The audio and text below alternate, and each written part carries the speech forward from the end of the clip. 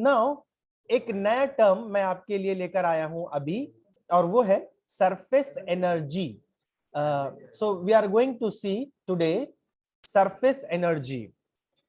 First of all, I will tell you the concept of this, where from it arises, and then we will see the definition of this surface energy, and then followed by a derivation wherein we will try to relate surface energy and surface tension.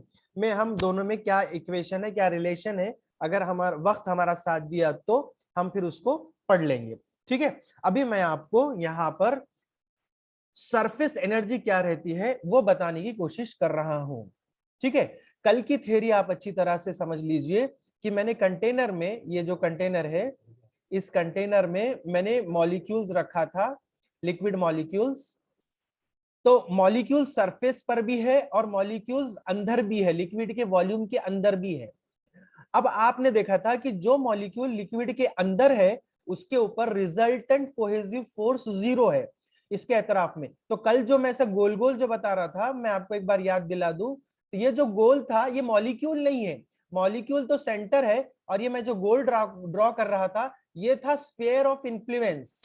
Sphere of influence, sphere of जी influence. तो बाद में मुझे ऐसा महसूस हुआ कई मेरे स्टूडेंट ये तो नहीं समझे कि सर जो बड़ा गोल ड्रॉ कर रहे हैं वो मॉलिक्यूल को बता रहे हैं. जी नहीं, मैं ये मॉलिक्यूल को सेंटर में रख रहा हूं और ये हमारा स्फीयर ऑफ इन्फ्लुएंस है.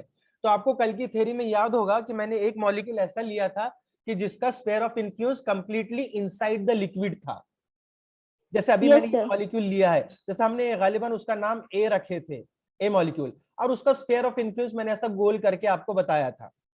ठीक है, फिर हमने मॉलिक्यूल बी भी लिए थे जो कि सरफेस फिल्म के अंदर उसका स्फीयर ऑफ इन्फ्लुएंस था. तो ये सरफेस फिल्म मैं यहां पर ये ड्रॉ भी कर देता, ये सरफेस फिल्म है. ठीक है ना. और एक ऐसा मॉलिक्यूल था बिल्कुल जो सरफेस पर था. ऐसे हमने 3 मॉलिक्यूल्स कंसीडर करे थे और उससे हमने कुछ कंक्लूजन निकाले थे. तो हमारा कंक्लूजन ये था कि जो मॉलिक्यूल्स ये सरफेस फिल्म के अंदर है उनके अंदर, उनके ऊपर एक रिजल्टेंट डाउनवर्ड पुल वो एक्सपीरियंस करेंगे. वो सारे मॉलिक्यूल्स जो सरफेस फिल्म पर रहेंगे, सरफेस फिल्म के अंदर रहेंगे, वो सब के अंदर, उन सब के अंदर एक डाउनवर्ड पुल लिक्विड के द्वारा, दूसरे लिक्विड मॉलिक्यूल्स के द्वारा एक डाउनवर्ड पुल वो एक्सपीरियंस करेंगे. ये बात हमने कल के लेक्चर में भी सीखी थी. अब देखिए, कोई मॉलिक्यूल ये जो अंदर है मॉलिक्यूल ए, इस मॉलिक्यूल को अगर मान लीजिए मैं ऊपर सरफेस फिल्म के अंदर लेकर आना चाहता हूं. आप सुन रहे हैं आप सब लोग मेरी बात को? Yes sir. यस. देखिए मॉलिक्यूल ए जो, जी ये मॉलिक्यूल ए जो है, if I can draw a bigger diagram, let me erase this so that you will be able to see a bigger figure. थोड़ा थोड़ा ये डिजिटल पैड पर लिखने की आदत हो रही है मुझे, but I am not used to that now. I am trying my best, so please adjust. तो ये है हमारा कंटेनर, ये रही हमारी सरफेस फिल्म, ये सरफेस फिल्म. ओके, अब अगर ये मॉलिक्यूल यहां पर है, ये ए नाम का मॉलिक्यूल यहां पर है, इस मॉलिक्यूल को अगर मैं ऊपर उठा के सरफेस फिल्म के अंदर लाकर बिठाना चाहता हूं,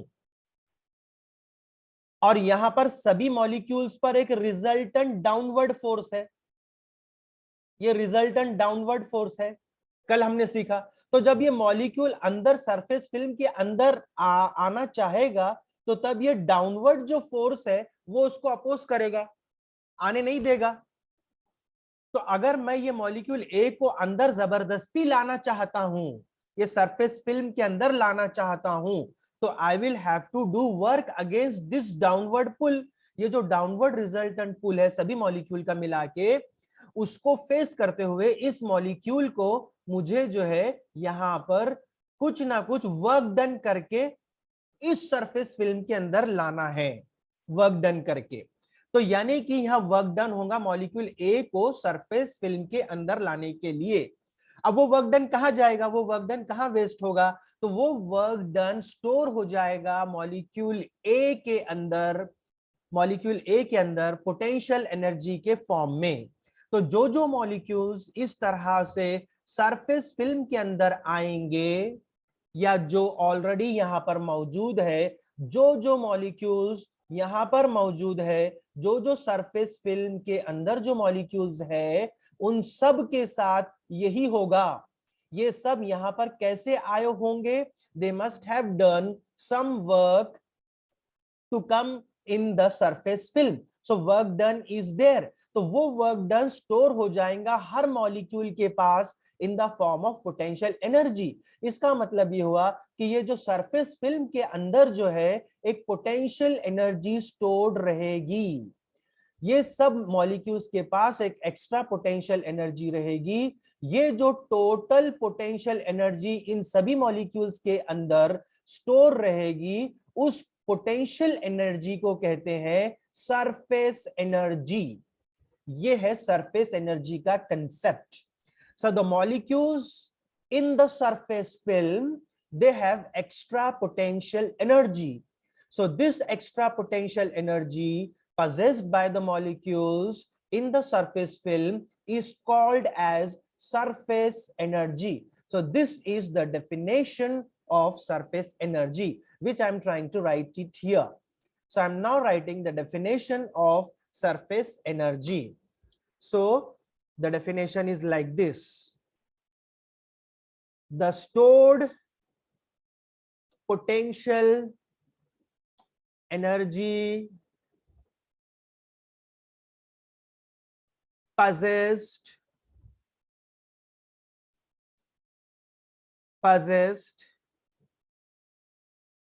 by molecules in the surface film is called as surface energy. This is the definition of surface energy. और इसका अगर किसी ने आपको पूछा कि explain the concept of surface energy, तो मैंने ये जो एक्सप्लेनेशन दिया, ये पूरा एक्सप्लेनेशन आपने वहां पर बताना और ये बोलना कि consider a surface film and there are molecules in the surface film. Let molecule A be inside the liquid. So when we want to carry this molecule A in the surface film, work has to be done against the surface tension, against the resultant cohesive force in the surface film. This work done is stored in the form of potential energy. This stored potential energy in the molecules of the surface film is called as surface energy. तो ये concept है surface energy का, ये concept है surface energy जो कि surface film के molecules के अंदर रहेगी, और मैंने आपको डेफिनेशन भी बता दिया।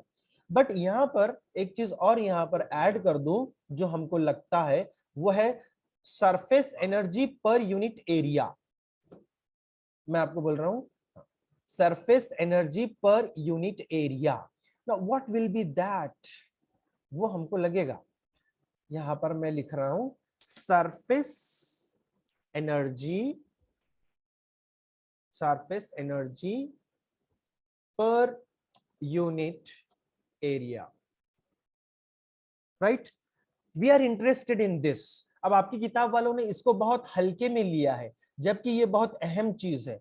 तो सरफेस एनर्जी पर यूनिट रहेगा, यहां पर surface energy per unit area रहेगा। यहां पर जैसे नाम ही बता रहा है, surface energy divided by area, divided by area. Area of what? Area of the surface film, area of this surface film. तो सरफेस एनर्जी को अगर आपने area of the surface film से डिवाइड कर दिया तो ये surface energy per unit area कहलाएगा।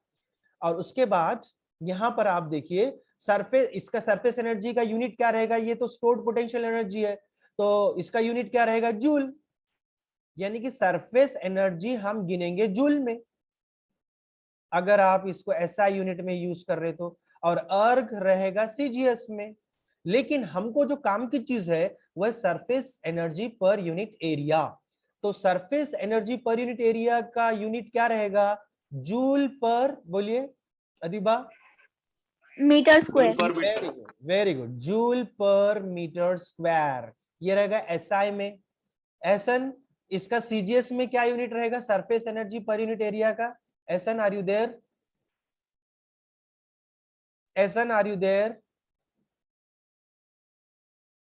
I think he ran away. He ran away.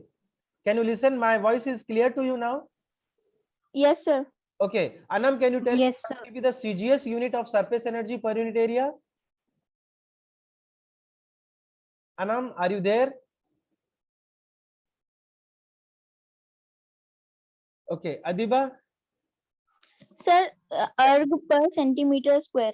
Absolutely. Absolutely. Erg per centimeter square. This will be the CGS unit. Now, why am I telling this to you? Because whenever I will derive the next equation, which I told you, that is relation between surface tension and surface energy, इन दोनों में हमको equation derive करना है. And we are running out of time for this meeting because I joined very late. And in this remaining time, I could only explain to you today in my lecture what is surface energy, what is surface energy per unit area, and I also tried to explain to you yes, surface, हाँ, surface energy per unit area, उसके units और उसके dimensions. तो ये सब चीजें हमने यहाँ पर आज के लेक्चर में डिस्कस